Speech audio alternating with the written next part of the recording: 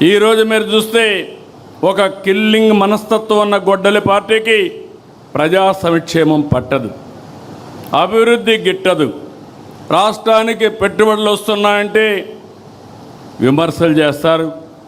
ఒకవేళ విమర్శలు చేసిన తర్వాత ప్రజల్లో కానీ వ్యతిరేకత వస్తుందనుకుంటే మేమే తెచ్చాం, మేమే ఆలోచించామని మాట్లాడే పరిస్థితికి వస్తున్నారు.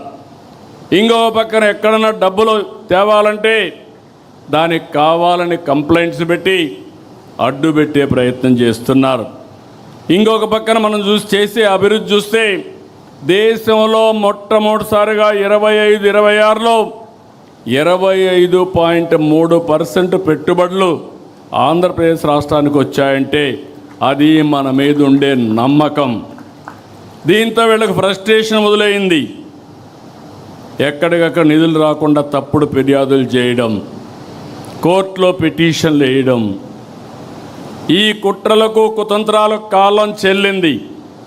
సమర్థవంతంగా ఎదుర్కొనే శక్తి ఎన్డీఏ గవర్నమెంట్కి ఇక్కడ ఉంది. ఇంకొక పక్కన మీరు చూస్తే ఆ పార్టీకి ఒక ఓసీడీ పట్టుకునింది. నేను మామూలుగా చెప్పడం లేదు ఈ మాట, అబ్సెసివ్ కంపల్సివ్ డిజార్డర్. ఇది ఒక వ్యాధి. ఆ వ్యాధిని అందరికీ అంటగట్టడానికి చూస్తున్నాడు పార్టీ మొత్తం. అబ్సెసివ్ కంపల్సివ్ డిజార్డర్ అది ఈరోజు క్రెడిట్ చోరీ డిజార్డర్గా కూడా తయారైన అందులో భాగమే ఇది. మీరు అందరూ అనుకుంటున్నారు ఒక జబ్బు ఉండే వ్యక్తి, చాలామందికి మెంటల్ ఇల్నెస్ వస్తూ ఉంది. ఇప్పుడు ఆ మెంటల్ ఇల్నెస్లో భాగమే ఓసిడి. అలాంటి వాళ్ళకు ఏది పట్టుకుంటే అదే, దేన్ని లెక్క పెట్టుకోరు. వాళ్ళ ఆశయాలకు అడ్డంగా ఎవరైనా వస్తే ఎంతకన్నా తెగాయించే పరిస్థితి వస్తుంది. వాళ్ళని ఇదే మరిగా మనం వదిలేస్తే ఇప్పుడు జరిగిన సంఘటనలు కూడా మనం గుర్తుపెట్టుకోవాలి. మనం వదిలిపెడితే దేశానికి స్వాతంత్రం తేవడానికి మేమే ఆలోచించామని కూడా చెప్తారు. అది నమ్మతారని కాదు, వాళ్ళ మనస్తత్వం. ఇంకో పక్క మీరు గుర్తుపెట్టుకోవాలి, సింధూరుకు కూడా డ్రోన్ ఆలోచన నేనే ఇచ్చానని చెప్పే పరిస్థితికి వస్తారు. ఫేక్ ప్రచారంతో ఒక పటిష్టమైనటువంటి యంత్రాంగాన్ని ఎస్టాబ్లిష్ చేశారు. వీళ్ళు మాట్లాడతారు, వాళ్ళ పేపర్లో పబ్లిసైజ్ చేస్తారు, సోషల్ మీడియాలో విస్తృతంగా ఈ ఫేక్ ప్రచారాన్ని చేసి కడాన మనకు కూడా అనుమానం వస్తుంది, ఏంట్రా ఏమైనా జరిగిపోయిందా అని. ఆ పరిస్థితి తెస్తారు. మీరు చూడండి, పదే పదే ఎందుకు చెప్తున్నానంటే, నేనే ముఖ్యమంత్రి, బాబాయ్ హత్య, వివేకానంద రెడ్డి, నిద్రలేశాను, న్యూస్ వచ్చింది సాక్షిలో, వివేకానంద రెడ్డి గారు చనిపోయారు. ఇమ్మీడియట్గా నేను బాధపడ్డా, ఒక మంచి వ్యక్తి చనిపోయాడు అనే బాధ కలిగింది. నా పక్కన ఐజీ ఇంటెలిజెన్స్ ఉన్నాడు, డీజీపీ ఉన్నాడు, సీఎంఓ ఉంది, ఎమ్మెల్యేలు ఉన్నారు, ఎంపీలు ఉన్నారు, మంత్రులు ఉన్నారు, హోమ్ మినిస్టర్ ఉన్నారు. ఎవరు కూడా నాకు బ్రీఫ్ చేయలేకపోయారు, బిజీగా ఉన్నాం. ఆయన కూతురు ఆ రోజు అడిగింది, ఇది కేస్ స్టడీ మాత్రం మీకు అందరికీ, కూతురు అడిగింది, నాకు అనుమానం ఉంది, ముందు పోస్ట్ మార్టం చేయాలంటే అప్పుడు పోస్ట్ మార్టానికి పంపించాం. పోలీసుల్ని పెట్టుకొని సాక్ష్యాలు తారుమారు చేశారంటే, సాక్ష్యాలు లేకుండా చేశారంటే ఎలాంటి వాళ్ళో మీరు గుర్తుపెట్టుకోవాలి. పోస్ట్ మార్టంకి వెళ్తే షాకింగ్ నిజాలు, గొడ్డలతో తలంతా ఇచ్చేస్తే మొత్తం రక్తం వచ్చి కుట్లేసి అంత్యక్రియలు పంపించే పరిస్థితికి వచ్చారు. రూమ్ అంతా లాగారు,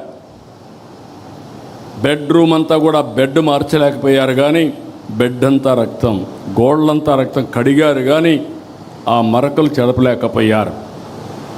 అక్కడి నుంచి సాయంత్రం డ్రామా మారిపోయింది. ఆ డ్రామాను మీరు చూసే సాయంత్రానికి నా తండ్రి చనిపోయాడు, ఆ రోజు చంపేశారు, ఇప్పుడు ఒకే దిక్కు పెద్ద దిక్కు మా చిన్నాన్న, ఆయన్ని కూడా చంపేశారు, పెద్ద దిక్కు కోల్పోయాను. వాళ్ళ చెల్లెలు నమ్మింది. మీరు గుర్తుపెట్టుకోవాలి, it is not that easy. ఇలాంటి ఓసిడి జబ్బుండే వాళ్ళు ఏం చేస్తారనే దానికి ఇది ఒక ఉదాహరణ మాత్రం. నమ్మితే తెల్లవారి నిద్రలేస్తే ఆ రోజు మాట్లాడలేదు, తెల్లవారి నిద్రలేస్తే సాక్షి పేపర్ చూస్తే నా చేతిలో కత్తి పెట్టి నారాసుర రక్త చరిత్రని నా మీద పెట్టేసే పరిస్థితికి వచ్చారు. అదే రోజు మీరు గుర్తుపెట్టుకోవాలి, ఇవన్నీ బయట వస్తాయని కోర్టుకు పోయి హైకోర్టుకు పోయి స్టే ఆర్డర్ తీసుకొచ్చారు. ఎవ్వరూ మాట్లాడకూడదని గ్యాగ్ ఆర్డర్స్ తీసుకొచ్చారు. అక్కడి నుంచి సానుభూతి పొంది ఎన్నికల్లో గెలిచారు. గెలిచిన తర్వాత వాళ్ళ చెల్లి అడిగితే మరిచిపోమన్నారు. అక్కడి నుంచి ఆ అమ్మాయి రోడ్డు మీద పడి ఇప్పటికి కూడా పోరాడుతూ ఉంది. ఏం చేశారో మీరు అందరూ చూస్తున్నారు. ఇంకా కూడా న్యాయం జరిగే పరిస్థితి కనపడలేదు. ప్రజాస్వామ్య వ్యవస్థలో కొన్ని సమస్యలు ఉంటాయి. ఇదే కాకుండా ఇంకొక పక్కన చూస్తే మనం గవర్నమెంట్లో ఉన్నాం.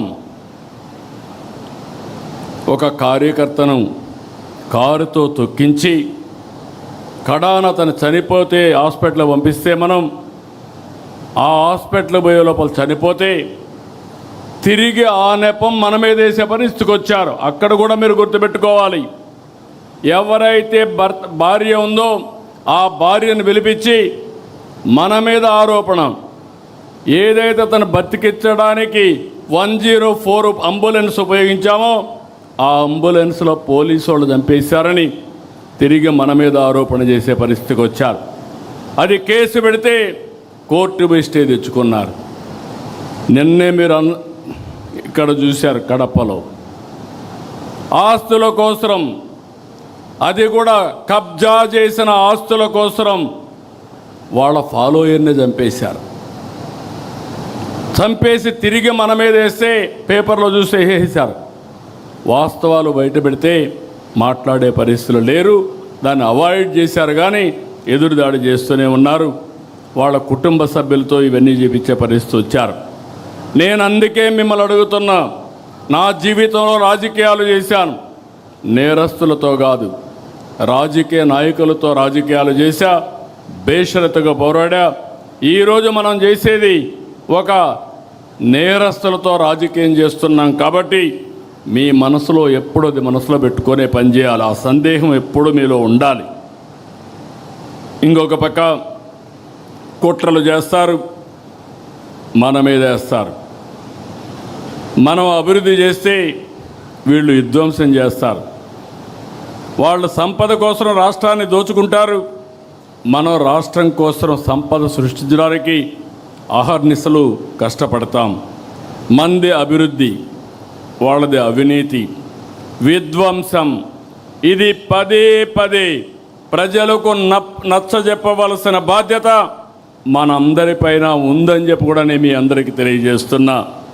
మీరు రిలాక్స్ అయితే అబద్ధమే ప్రపంచం అంతా చుట్టూ వస్తుంది. ఈ విషయం కూడా గుర్తుపెట్టుకోవాలి.